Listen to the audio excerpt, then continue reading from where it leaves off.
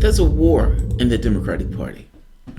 I've done this video once, but I hated that particular video, and that video went way too long. So I want to do this video one more time. I want it to be somewhat succinct, because I think this is one of the most interesting stories that is almost underreported, at least when you look at the mainstream media standards on this stuff. There's a war, a civil war within the Democratic Party. And it's more interesting because I think in objective reality standpoint, there are repercussions to this. Meaning what takes place in America in real world terms is going to be determined by this little civil war that is taking place in the Democratic Party that nobody's reporting on. I find it to be fascinating. This is Soapbox After Dark, and it is 3 a.m. But I'm going to go through the story. I am wide awake-ish, but I'm still going to try to give this story the attention it deserves, because I think it deserves attention.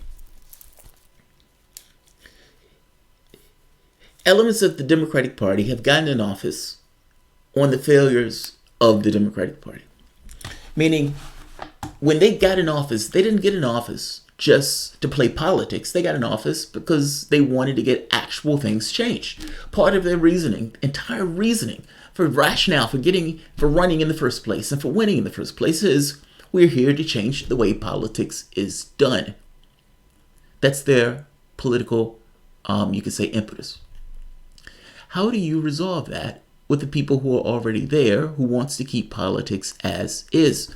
Not just that. If AOC really does want a Green New Deal, if she really does want full employment, if she really does want Medicare for all, if she really wants all of these things, how do you get those things done with the dinosaurs that are currently in office? You don't get those things done with the dinosaurs that are currently in office. You got to get those dinosaurs out of office. So right off the bat, you have elements of the Democratic Party that are positioned against the Democratic Party itself. Meaning their incumbents and their role, their job, the thing that they want to happen the most is for them to be out of office. This is a power grab. They're trying to change the Democratic Party back to what the Democratic Party was when it represented workers, the middle class, the poor.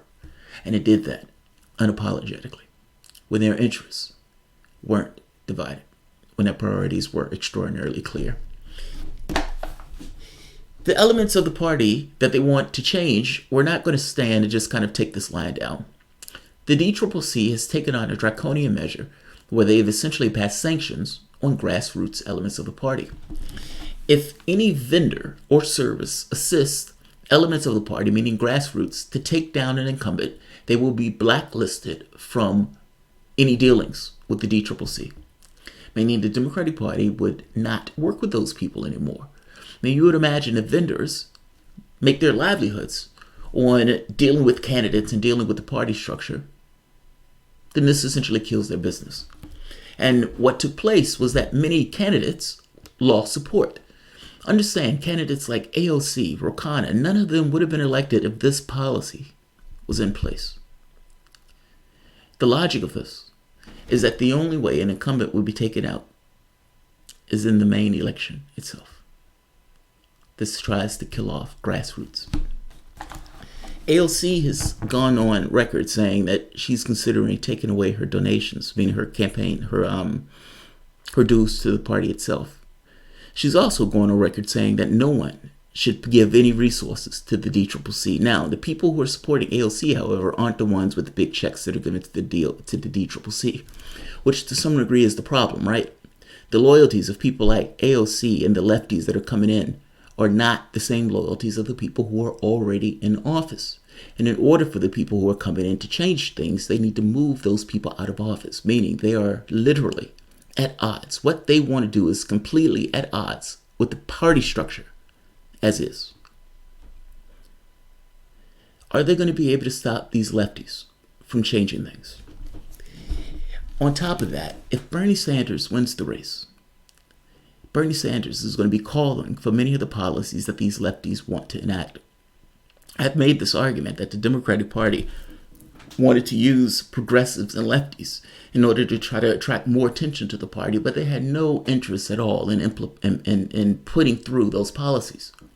Proof of that Is Steny Hoyer telling lefties to get out the race, putting their thumb on scales in various races across the country, bind you in races of people who would enact those changes that they say they all of a sudden are on board with, potentially enacting, or at the very least engaging on. There is a war in the Democratic Party. However this turns out is how America would turn out. If Bernie Sanders wins this race, and by the way, you haven't necessarily seen a huge amount of back and forth between the candidates because they've taken a deal or agreement not to attack one another, but the animosity is there. The fact that you had these anti-Sanders elements of the Democratic Party that were in private meetings trying to figure out how they were to stop Sanders and have these messaging and attacks on Sanders. There is a war in the Democratic Party. The campaigns themselves may not necessarily go at each other, but guarantee you that the Clinton elements of the party will be fomenting attacks on Sanders. The problem that they ended up with is, how do we attack Sanders without having to have fingerprints on the fact that we're attacking Sanders? If Sanders believes this is going to be a clean campaign, Sanders is mistaken, but I don't necessarily think he's that naive to believe such a thing. By the same token, the overt politics is, we're just going to have a race of ideas. But again, in a race of ideas, the other candidates have a hard time living up to what has become a standard set by one Mr. Bernie Sanders. If you remember, and I'll end it here, at the end of things, in the book Shattered, the authors, when they were talking about this, they said Bill Clinton told Tom Perez, don't let Sanders take the party. This is, to some degree, a war of ideas. And the ideas at this point that Sanders has put forth has become mainstream ideas. These ideas the party is fighting against. The goal of people like Sanders, the goal of, if you want to say, this particular movement, is to reinsole the Democratic Party and to get it to be a vehicle that can actually have transformative, positive viewpoints that this country can go towards. This country can be a better place. It could be a different place. A different world is possible. And that different world is being decided in the Democratic Party in a little civil war that nobody is covering. I'm covering it. I'll leave this here. I mean, they've gotten to the point now where elements of the party are talking about impeachment. And so I don't think that's progressive at all, to be honest. That has nothing to do with impeachment. Start a conspiracy theory and run with it. But that's a whole separate video. This fight really is, to some degree, on ideas and whether or not the Democratic Party can stop these ideas from taking hold as being mainstream ideas that the party takes on and actively, vociferously tries to go after. Will the party put forth the transformative vision of America that it can go towards? Yes or no? That's going to be decided by who wins the primary one, but also who ends up going into Congress. So I'll leave this here. If you enjoy the content, please feel free to share, like, subscribe. You can always support the content through PayPal or Patreon. Thanks all. And we are off.